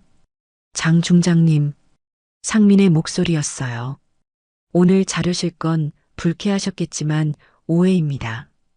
우리 한번 만나서 이야기할까요? 유나는 잠시 침묵했습니다. 오해요? 무슨 오해가 있는지 모르겠는데요. 군단장님이 생각하시는 것처럼 단순하지 않아요. 이 상황이. 유나는 전화를 끊었습니다. 협박이 안 통하니까 이제 회의로 나오는 거였죠. 이제 시간이 없어. 유나가 낮게 말했습니다. 저쪽이 먼저 움직이기 전에 끝내야 해. 창밖으로 어둠이 내려앉고 있었습니다. 카르텔과의 최종 대결이 코앞으로 다가오고 있었어요. 압수수색 영장이 나온 건 이틀 뒤였습니다. 군검찰과의 협조가 생각보다 빠르게 이뤄졌어요. 유나가 그동안 확보한 자금 흐름 자료와 증인 진술들이 결정적으로 작용했습니다. 군검찰도 이 사건의 규모를 파악하고 나서는 적극적으로 움직였죠. 새벽 5시 유나는 헌병대를 이끌고 김포 외곽의 별장으로 향했습니다. 차 안에서 유나의 손은 살짝 떨리고 있었어요. 긴장 때문이 아니라 기대 때문이었습니다. 이 작전이 성공하면 카르텔의 심장을 직접 들여다볼 수 있었어요. 실패하면 자신이 끝나는 거였죠. 별장은 한강이 내려다 보이는 언덕 위에 있었습니다. 높은 담장에 둘러싸인 2층짜리 건물이었는데 주변에 인가가 없어서 은밀한 모임을 하기에 딱 좋은 장소였어요. 새벽 5시 30분 헌병대가 정문을 돌파했습니다. 군검찰 영장 집행입니다. 문 열어요. 경비원이 당황해하는 사이 헌병들이 안으로 진입했어요. 유나도 뒤따라 들어섰습니다. 별장 내부는 생각보다 호화로웠어요. 대리석 바닥, 고급 가구, 벽에 걸린 그림들. 군인들의 비자금으로 이런 곳이 유지되고 있었다는 게 믿기지 않았습니다. 2층 서재부터 수색합니다. 헌병대장 태연의 지시에 따라 헌병들이 흩어졌어요. 유나는 직접 서재로 향했습니다. 서재 문을 열자 책장이 벽면을 가득 채우고 있었어요. 헌병 한 명이 바닥을 살피다가 고개를 들었습니다. 군단장님, 여기 보세요. 이쪽 책장 아래만 먼지가 거의 없습니다. 자주 움직인 흔적이에요. 유나가 그쪽으로 다가갔어요. 확실히 다른 곳은 먼지가 쌓여 있는데 그 책장 앞 바닥만 깨끗했습니다. 그녀는 손으로 책장 옆면을 더듬다가 힘을 주어 밀었어요. 뻑뻑한 소리와 함께 책장이 움직이면서 뒤에 숨겨진 철제 문이 드러났습니다. 여기 금고가 있습니다. 전문 장비를 가져온 헌병이 금고 문을 열었어요. 철제 문이 열리는 순간 오래된 종이 냄새와 먼지, 그리고 묵은 돈 냄새가 한꺼번에 쏟아져 나왔습니다. 안에서 나온 것은 서류 뭉치, 하드디스크 여러 개, 그리고 현금 다발이었어요. 유나가 서류를 펼쳐봤습니다. 눈이 커졌어요. 거기에는 지난 5년간의 자금 흐름이 꼼꼼하게 기록되어 있었습니다. 백송푸드에서 얼마가 나갔고, 한빛치료재단에서 얼마가 빠졌고, 백송건설에서 얼마가 흘러들어왔는지, 그리고 그 돈이 누구에게 갔는지까지 전부 적혀 있었죠. 송준호 소장, 권도혁 대령, 조상민 소장. 이름 옆에 금액이 적혀 있었어요. 매달 수천만 원씩 5년 동안. 이거면 됩니다. 유나의 목소리가 떨렸어요. 손에 든 서류가 바스락거렸습니다. 하드디스크에는 더 많은 자료가 담겨 있었어요. 그중 하나가 유나의 눈에 띄었습니다. 3년 전 날짜로 된 녹취록이었어요. 생활관 준공 검사건 그냥 통과시켜. 어차피 누가 뭐라 안 해. 목소리의 주인은 조상민과 송준호였습니다.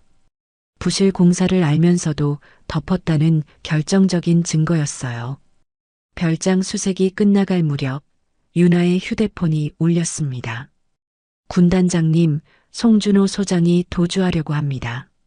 지금 자택을 나서고 있어요. 유나의 얼굴이 굳어졌습니다. 막아. 절대 놓치면 안 돼. 송준호의 자택에 도착했을 때 준호는 이미 헌병들에게 둘러싸여 있었어요. 그는 캐리어를 끌고 현관을 나서다가 저지당한 상태였습니다. 유나가 다가갔어요. 어디 가시려고요, 부군단장님? 준호가 윤아를 보자 표정이 일그러졌습니다. 군단장님, 이게 무슨 짓입니까? 방금 별장 금고에서 장부를 찾았어요. 부군단장님 이름이 들어간 장부. 윤아가 휴대폰을 들어 녹취록 파일을 재생했어요. 생활관 준공 검사건 그냥 통과시켜. 준호의 목소리가 스피커에서 흘러나왔습니다. 그의 어깨가 축 늘어졌어요. 헌병들이 준호의 양팔을 잡았습니다. 그는 저항하지 않았어요. 한 가지만 물을게요. 왜 그랬어요?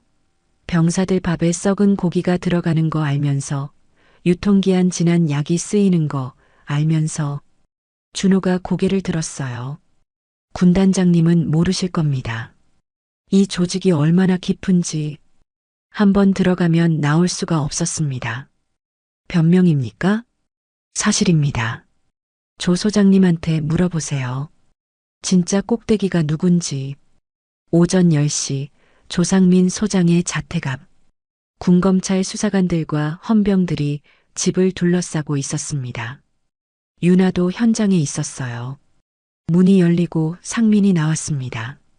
그는 정장을 갖춰 입고 있었는데 표정은 놀랍도록 담담했어요. 조상민 소장, 군검찰 영장에 따라 체포합니다. 수갑이 채워지는 동안에도 그는 윤아를 바라보고 있었습니다. 군단장님, 한 가지 인정하죠. 당신은 제가 생각한 것보다 강했어요. 하지만 이게 끝이라고 생각하지 마세요. 이런 구조는 어디에나 있습니다. 하나를 잘라도 다른 곳에서 자라나요. 윤아가 한 발 다가섰어요. 그래도 자르는 겁니다. 하나씩 계속. 상민이 씁쓸하게 웃었습니다. 당신 같은 사람은 오래 못 버텨요. 이 조직에서는. 그건 제가 판단할 일입니다. 상민이 차에 실려 떠났습니다. 윤아는 그 뒷모습을 바라보면서 이상하게도 승리감보다 묵직한 피로감이 먼저 밀려오는 걸 느꼈어요. 이긴 건 맞았지만 무언가를 치른 느낌이었습니다. 오후에 소식이 전해졌습니다. 백송그룹 오인철 회장도 검찰에 소환되었고 권도혁 대령을 비롯한 카르텔 구성원 전원이 군검찰 조사를 받게 되었어요.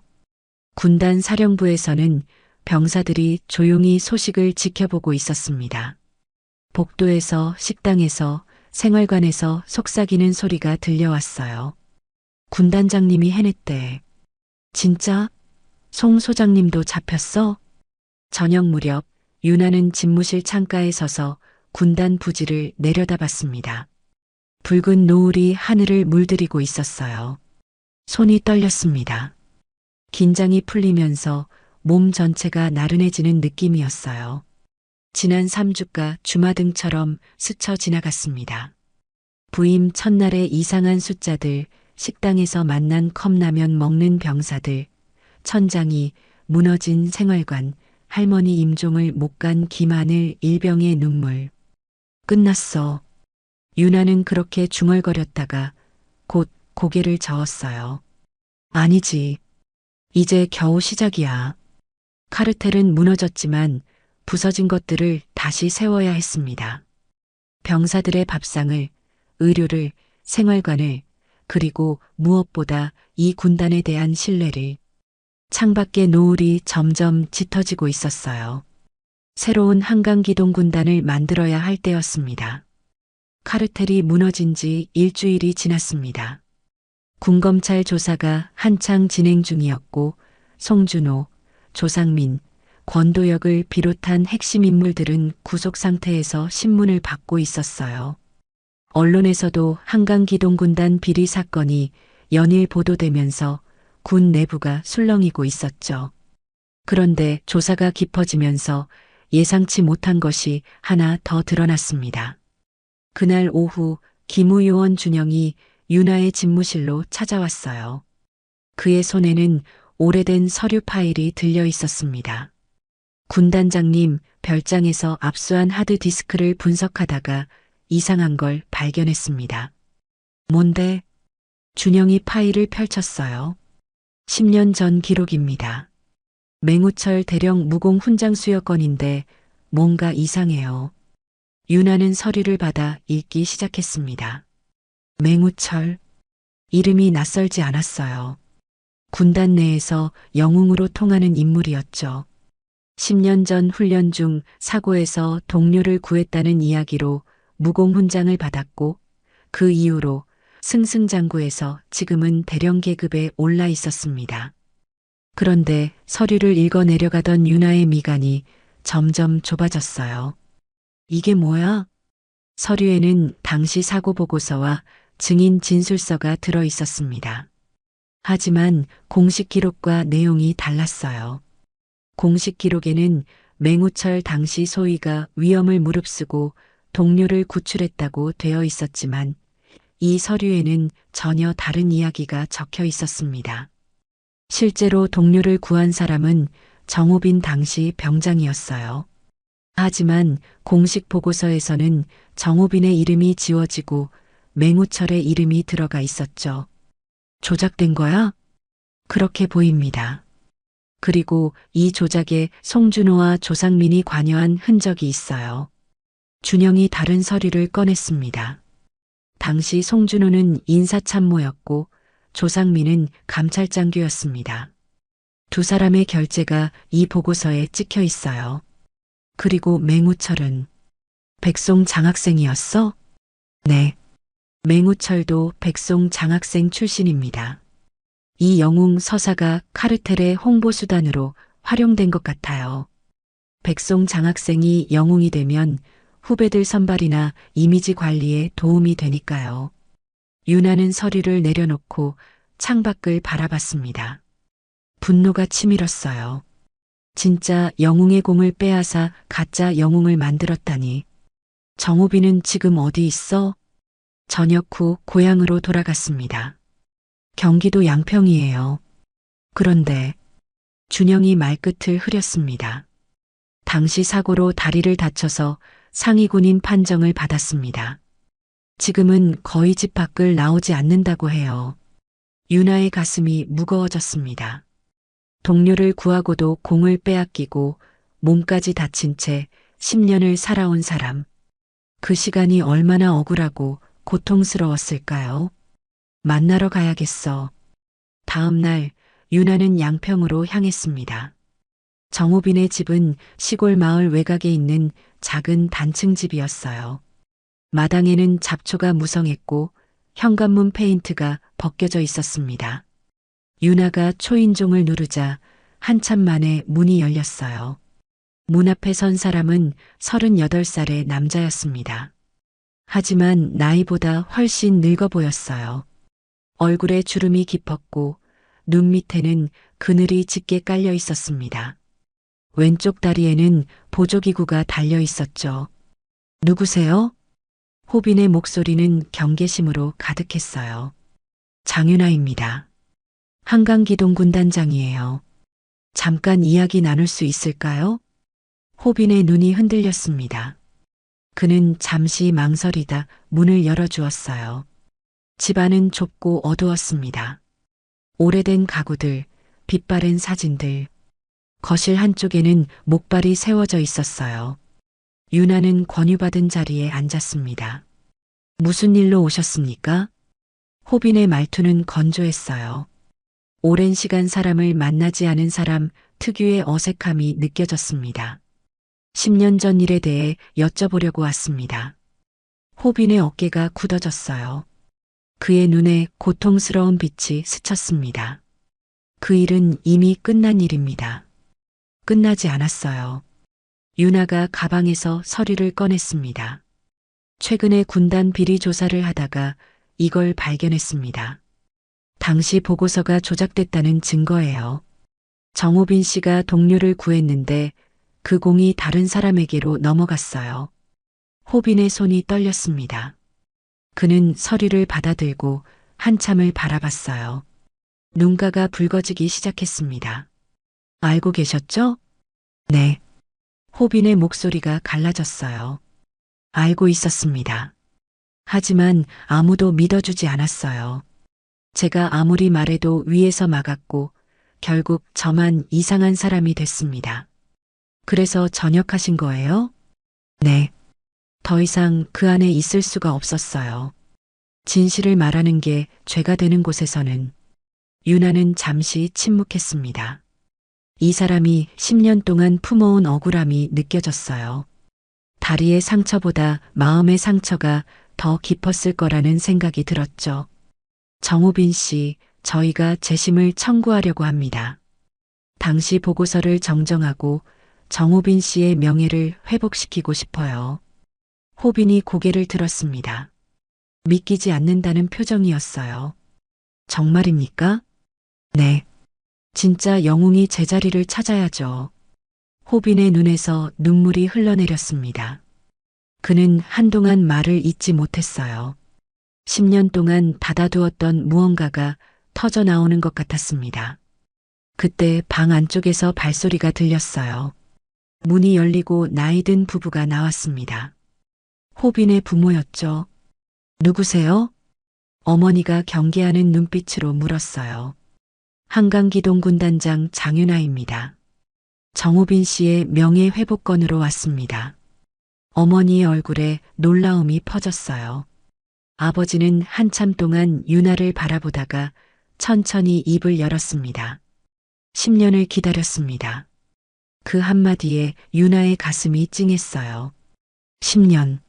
아들이 억울하게 당한 걸 알면서도 아무것도 해줄 수 없었던 부모의 시간이 느껴졌습니다. 군단으로 돌아온 윤아는 즉시 재심 절차를 시작했습니다. 맹우철 대령을 소환해 당시 상황을 추궁했어요. 처음에 우철은 부인했지만 증거 앞에서 결국 무너졌습니다. 그때 제가 아니라 정우빈 병장이 동료를 구했습니다. 저는 겁이 나서 움직이지 못했어요. 우철의 목소리가 떨렸어요. 하지만 위에서 저한테 공을 돌리라고 했습니다. 백송 장학생 출신 장교가 영웅이 되면 좋다고. 저도 거부하고 싶었지만 거부하지 않았잖아요. 윤아의 목소리가 차가웠습니다. 10년 동안 다른 사람의 공으로 영웅 행세를 했어요. 그동안 정우빈 씨는 억울함을 품고 살았고요. 우철은 고개를 떨궜습니다. 더 이상 변명할 말이 없었어요. 일주일 뒤 윤아는 기자회견을 열었습니다. 10년 전 훈련사고 당시 동료를 구한 진짜 영웅은 정우빈 전 병장이었습니다. 당시 보고서는 조작되었고 관련자들은 현재 군검찰 조사를 받고 있습니다.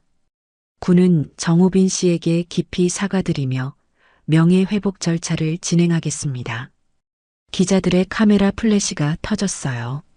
질문이 쏟아졌지만 윤아는 담담하게 대답했습니다. 며칠 뒤 군단 강당에서 정우빈의 명예회복식이 열렸습니다. 윤아가 직접 주관했어요. 강당에는 군단 장병들과 호빈의 가족이 모여 있었습니다. 호빈이 보조기구를 짚고 단상으로 올라왔어요. 윤아가 그에게 훈장을 달아주었습니다. 정우빈 씨, 늦어서 죄송합니다. 당신이 진짜 영웅이에요. 호빈의 눈에 눈물이 고였습니다. 그는 떨리는 목소리로 대답했어요. 감사합니다. 10년 동안 이날만 기다렸습니다. 강당에 박수가 터져 나왔어요. 호빈의 부모도 눈물을 흘리고 있었습니다. 윤아는 박수 소리 속에서 생각했어요. 카르텔을 무너뜨린 것도 중요했지만 이렇게 한 사람의 억울함을 풀어주는 것도 그에 못지않게 중요한 일이라고. 정의는 거창한 것만이 아니라 이런 작은 회복에서도 시작된다고. 이제야 정의가 바로 섰습니다. 호빈의 아버지가 윤아에게 다가와 말했어요. 주름진 얼굴에 미소가 번지고 있었습니다. 윤아는 고개를 끄덕였어요. 늦었지만 다행입니다. 강당을 나서며 윤아는 하늘을 올려다봤습니다. 맑은 봄 하늘이었어요. 한강기동군단에 부임한 지 한 달이 조금 넘었지만 정말 많은 일이 있었습니다. 이제 남은 건 하나였어요. 이 군단을 제대로 된 군단으로 만드는 것. 병사들이 안심하고 복무할 수 있는 곳으로. 거의 다 왔어. 유나가 낮게 중얼거렸습니다. 부임 2달째 되던 날 한강기동군단은 완전히 달라져 있었습니다. 아침 7시 유나는 평소처럼 부대를 순시했어요. 먼저 들른 곳은 병사 식당이었습니다. 2달 전 처음 왔을 때와는 분위기가 확연히 달랐어요. 배식대 위에는 김이 모락모락 피어오르는 음식들이 놓여 있었습니다. 제철 나물, 두부조림, 그리고 도톰하게 썬 돼지고기 김치찌개. 병사들은 식판을 들고 줄을 서 있었는데 예전처럼 컵라면을 들고 구석에 앉아 있는 사람은 아무도 없었어요. 유나는 배식대 앞에서 잠시 멈췄습니다. 급양관이 다가와 경례를 올렸어요. 오늘 식단 어떻습니까? 새 납품업체에서 들어온 재료들입니다. 원산지 확인도 전부 마쳤고 유통기한도 넉넉합니다. 유나가 고개를 끄덕였어요. 백송푸드와의 계약은 이미 해지되었고 새로운 업체가 정상 시세로 납품을 시작했습니다. 차액으로 빠져나가던 예산이 온전히 식재료질 향상에 쓰이게 된 거였죠. 식당을 나서며 유나는 한 병사와 눈이 마주쳤어요. 부임 첫날 컵라면을 먹고 있던 그 병사였습니다. 요즘 밥 어때? 병사가 웃으며 대답했어요. 진짜 달라졌습니다. 이제 배탈도 안 나고 밥맛이 있어요. 유나의 입가에 미소가 번졌습니다. 작은 변화였지만 그 작은 변화가 병사들의 일상을 바꾸고 있었어요. 다음으로 들른 곳은 의무대였습니다. 의무대 건물은 아직 낡았지만 내부는 많이 달라져 있었어요. 새로운 의료재단과 계약을 맺으면서 최신 약품과 장비가 들어왔고 유통기한 지난 수액팩이나 약품은 전부 폐기되었습니다. 새로 부임한 의무대장이 유나를 맞았어요. 35의 젊은 군의관이었는데 눈빛이 맑고 단정했습니다. 복통 환자 현황은 어떻습니까? 현저히 줄었습니다. 지난 한 달간 복통으로 내원한 병사가 12명이에요. 2달 전에는 130명이 넘었던 걸 생각하면 큰 변화죠. 130명에서 12명. 숫자로 보면 단순해 보이지만 그 차이는 100명이 넘는 병사들이 더 이상 배를 움켜쥐지 않아도 된다는 뜻이었어요. 유나는 의무대를 나서며 삼중대 생활관 쪽으로 향했습니다. 2달 전 천장이 무너졌던 그 생활관은 지금 보수 공사가 한창이었어요. 이번에는 제대로 된 업체를 선정해서 설계 도면대로 정확하게 시공하고 있었습니다. 단열재도 방수층도 내화재도 빠짐없이 들어가고 있었죠. 공사 현장을 지나 임시 생활관으로 쓰이던 체육관에 들렀어요. 이미 병사들은 인근의 다른 생활관으로 분산 배치된 뒤였습니다. 체육관 바닥에 깔려있던 매트리스는 치워졌고 다시 원래의 용도로 돌아가 있었죠. 유나는 체육관을 나서며 생각했어요. 당시 32명의 병사들이 바닥에서 잠을 자야 했던 그 밤이 떠올랐습니다. 이제 그런 일은 없을 거라는 확신이 들었어요. 오전 10시 유나는 사령부 회의실에서 참모들과 마주 앉았습니다. 참모진의 얼굴들이 많이 바뀌어 있었어요. 송준호, 권도혁, 유상범, 홍기범. 카르텔에 연루되었던 인물들은 모두 자리를 떠났고 새로운 사람들이 그 자리를 채우고 있었습니다. 유령 병력 정리 현황 보고 드리겠습니다. 새로 부임한 인사처장이 말을 시작했어요.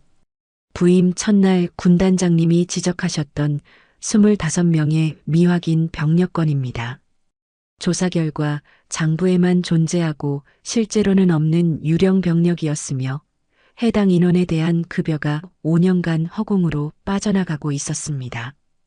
유나가 고개를 끄덕였어요.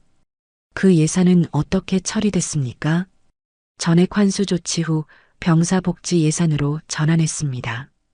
구체적으로는 휴가 버스 운행 확대, 생활관 냉난방 시설 개선, 그리고 체력 단련장 장비 교체에 사용될 예정입니다. 허공으로 흘러가던 돈이 이제야 제자리를 찾아가고 있었어요. 회의가 끝난 뒤 윤아는 집무실로 돌아왔습니다. 책상 위에는 편지 뭉치가 놓여 있었어요. 병사들의 부모님들이 보내온 감사 편지였습니다. 아들이 요즘 밥이 맛있다고 합니다. 군단장님 덕분입니다. 아이가 아프다는 연락이 없어서 안심하고 있습니다. 감사합니다. 휴가를 제때 보내주셔서 할머니 장례에 참석할 수 있었습니다. 정말 감사드립니다. 윤아는 편지들을 한 장씩 읽어내려갔어요. 손에 든 종이가 따뜻하게 느껴졌습니다. 2달 동안 달려온 시간이 헛되지 않았다는 증거 같았어요. 오후에 윤아는 기무요원 준영을 불렀습니다. 기만을 일병 근황은? 준영이 미소를 지으며 대답했어요. 할머니 임종에 무사히 다녀왔습니다. 지금은 복귀해서 정상 복무 중이고요. 다음 달에 상병 진급 예정입니다. 윤아는 고개를 끄덕였어요. 할머니 임종도 못 가게 했던 휴가 장사꾼 마재근 상사는 지금 영창에 있었습니다. 김하늘은 제때 휴가를 받아 마지막 인사를 할 수 있었죠. 박신우 상병은 징계 기록이 원상 복구됐습니다. 진급도 정상 궤도에 올랐고 부모님이 다시 면담을 요청하셨어요. 이번엔 감사 인사를 드리고 싶다고 하시더라고요. 작은 정의들이 하나씩 제자리를 찾아가고 있었습니다.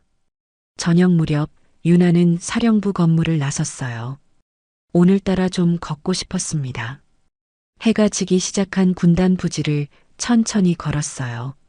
생활관 건물들 사이로 병사들이 오가고 있었습니다. 운동장에서는 축구를 하는 병사들의 함성이 들렸고 매점 앞에서는 아이스크림을 먹으며 웃는 얼굴들이 보였죠. 윤아는 그 풍경을 바라보며 걸음을 멈췄습니다. 2달 전 이곳에 처음 왔을 때가 떠올랐어요. 맞지 않는 숫자들, 컵라면을 먹는 병사들, 회피하는 참모진의 눈빛. 그때는 이 군단이 썩어가고 있다는 걸 느꼈습니다. 하지만 지금은 달랐어요. 완벽하지는 않았지만 분명히 달라지고 있었습니다. 그때 뒤에서 발소리가 들렸어요. 돌아보니 생활관에서 나온 병사들이 줄지어 서 있었습니다. 10명, 20명, 30명. 점점 더 많은 병사들이 모여들었어요. 군단장님, 맨 앞에 선 병사가 입을 열었습니다. 부임 첫날 컵라면을 먹고 있던 그 병사였어요. 저희 대표로 한 말씀 드리고 싶습니다. 윤아는 고개를 끄덕였어요. 군단장님이 오시고 나서 정말 많이 달라졌습니다. 밥이 맛있어졌고 아프면 제대로 치료받을 수 있게 됐고 휴가도 공정하게 나갑니다. 저희 부모님들도 이제 안심하신다고 하세요. 병사의 목소리가 떨렸어요. 감사합니다. 정말 감사합니다. 병사가 거수 경례를 올렸습니다. 그러자 뒤에 서 있던 병사들도 일제히 경례를 올렸어요.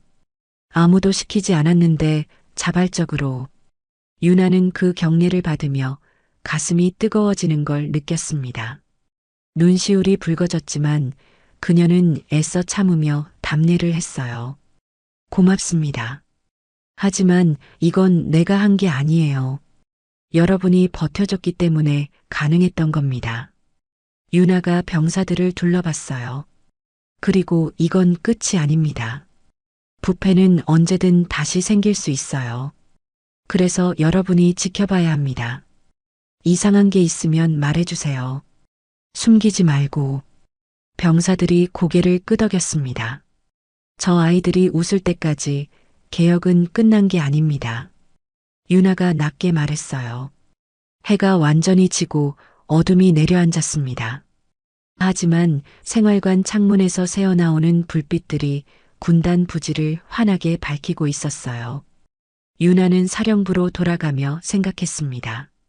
이 불빛 아래에서 병사들이 따뜻한 밥을 먹고 제대로 된 치료를 받고 안전한 건물에서 잠을 자고 있다는 것. 그게 자신이 이루고 싶었던 전부였어요. 집무실에 들어선 유나는 창가에 섰습니다. 멀리 한강이 보였어요. 강물이 어둠 속에서도 반짝이고 있었습니다. 이 부대는 이제 누구의 것이 아니라 군인 모두의 것이야. 유나가 조용히 중얼거렸어요. 한강기동군단의 긴 밤이 끝나고 있었습니다. 새로운 아침이 밝아오고 있었어요. 여러분, 오늘 이야기 어떠셨나요? 군대라는 조직 안에서 한 사람이 옳은 일을 하기 위해 얼마나 큰 용기가 필요한지, 그리고 그 용기가 얼마나 많은 것을 바꿀 수 있는지 느끼셨을 거예요. 혹시 여러분 주변에도 부당한 일을 당하고 억울함을 품고 사는 분이 계신가요? 아니면 작은 용기로 무언가를 바꿔본 경험이 있으신가요? 사연의 고백에서는 이야기를 기다립니다. 댓글로 남겨주시면 소중히 읽겠습니다. 다음 이야기도 기대해 주시고 구독과 좋아요 부탁드립니다. 감사합니다.